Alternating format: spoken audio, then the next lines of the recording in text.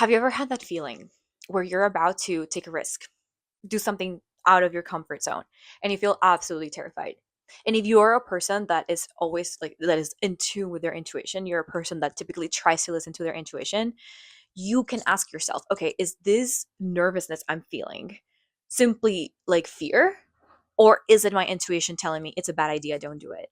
That is what I want to talk about today because I have found myself asking myself that exact same question so many times that I feel like I've built a mechanism to understand if something is my gut feeling versus just fear of doing something that will make me grow. And I want to share that with you today. If you're new here, hi, my name is Andrea. I decided to start a biotech company 3.5 years ago. And since then, I've been doing my best to document the journey and build publicly, although we all know that can be very hard to do. But right now, I'm on a challenge to post one of these videos every single day for the next 30 days. And this is day number 2. So, welcome. Okay, so starting a business is hard. If it's the first time you're starting a business, it's even harder. This is my third company, but it's my first startup. And my other two businesses were literally just me, myself, and I. And I feel like even though there are a lot of challenges, and definitely there's a lot of similarities, it's at the end of the day, it's like completely different. Like the stakes are a billion times higher when you build a startup that is like backed by venture capitalists, like investors. You have a team. In our case, we have clinical trials, doctors, patients, etc. Like every decision you make has a lot more consequences, obviously.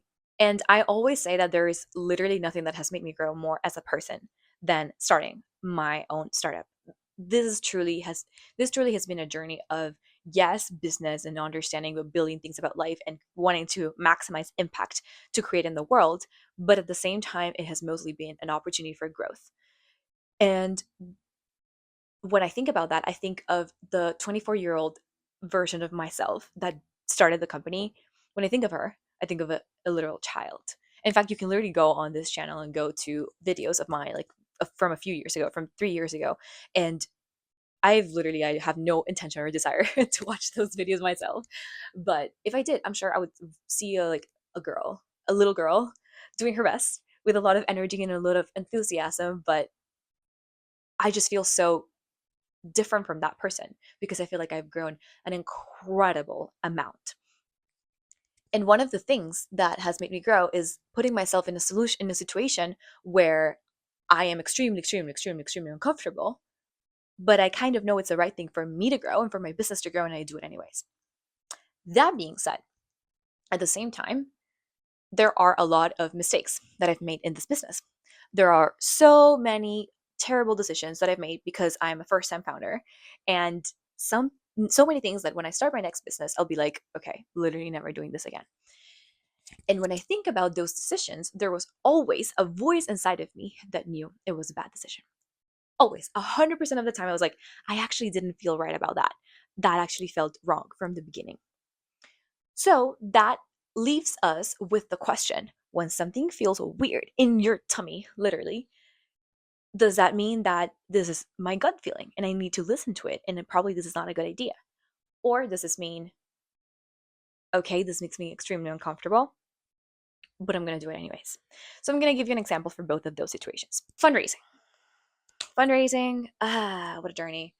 It's something that literally every single founder, every single CEO hates, but at the same time, it's like exhilarating and so full of adrenaline and like endorphins. But for the most part, it's pretty terrible. I'm not gonna lie. So in fundraising is literally like mostly about mind games and partly about your actual business and your ability to raise money. Actually, no, sorry, your ability to raise money is very tied to your ability to play mind games and partially also to how good your business is. Um, in my previous video, I talk about the difference between men and women raising money, and part of it is like their ability to take risks and just like brag about themselves and what they are doing and what they have done.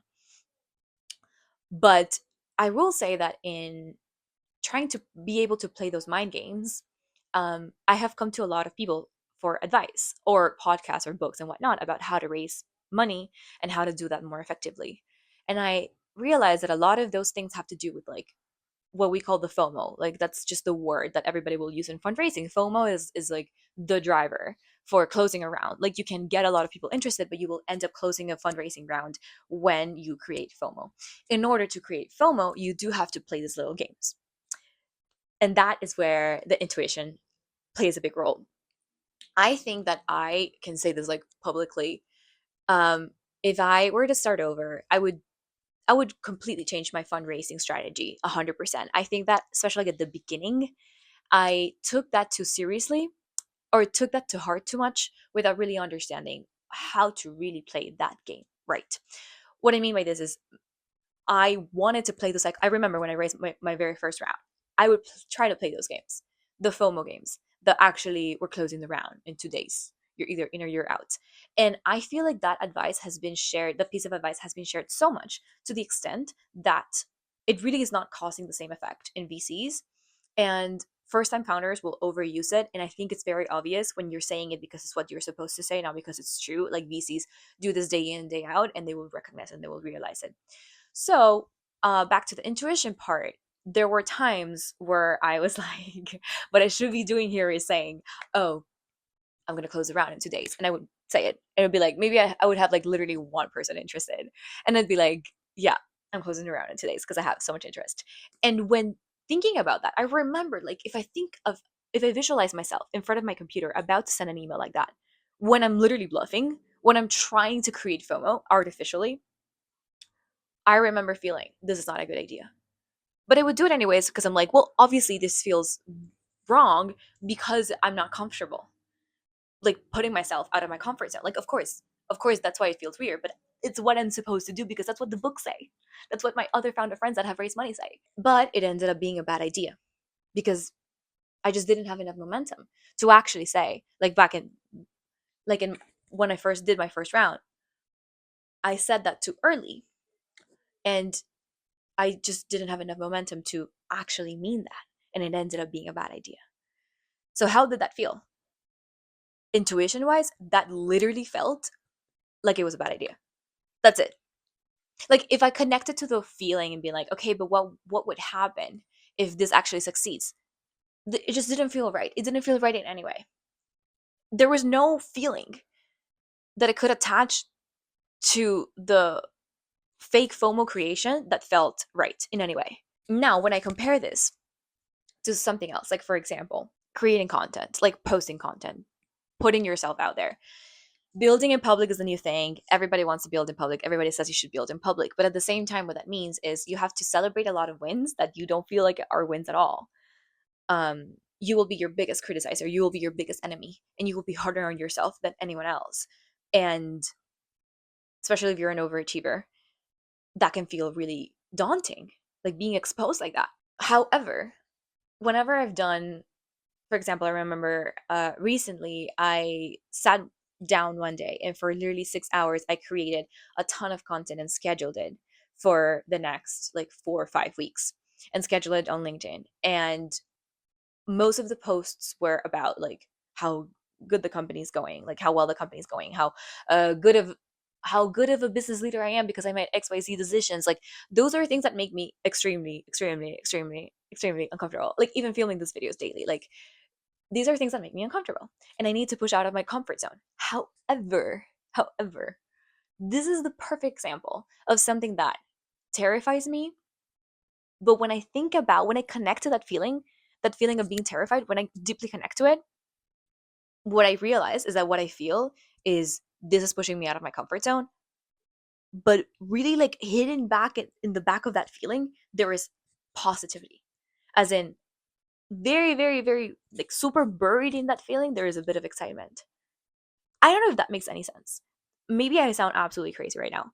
But when I am able to tap into my feelings, like be super attuned with my feelings, and I'm able to fully connect with that nervousness I'm feeling, if I'm able to detect that excitement, if I'm able to detect that like positivity somehow buried deep in there, that's how I know that this is something that will make me grow, will make me grow.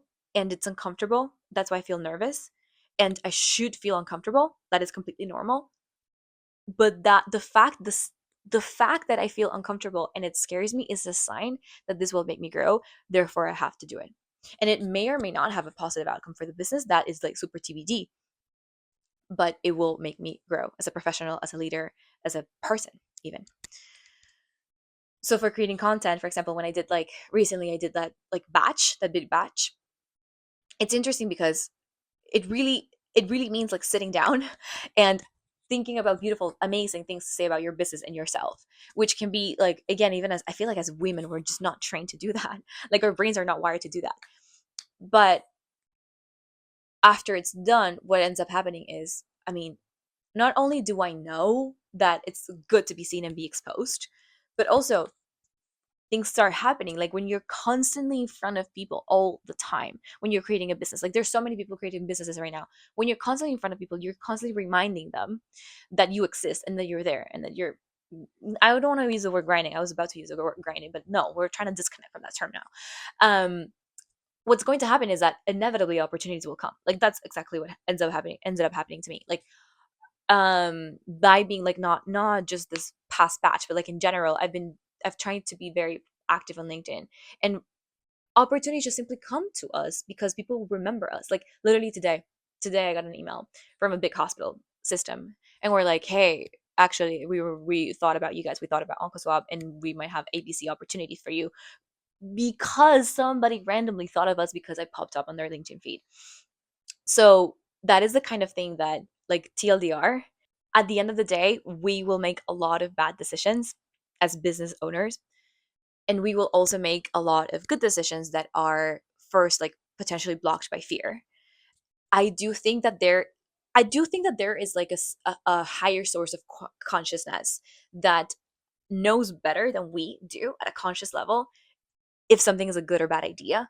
I feel like our subconscious understands better if something is a good or bad idea. And sometimes we are too driven and too blinded by the outcome that we sometimes are too attached to evaluate if something that we're about to do is a good idea or not. And that's when I rely on my intuition to help me evaluate if something's a good idea or not. Like, for example, if you're working on a deal and you're working on getting a deal closed, this is one of the most like challenging moments because, like, it's very life or death. And the difference between sending out that email, creating fake FOMO or not, could be the difference between you closing the deal or not. Like you could actually close the business because of creating the fake FOMO, or you could lose the deal entirely because of creating fake FOMO.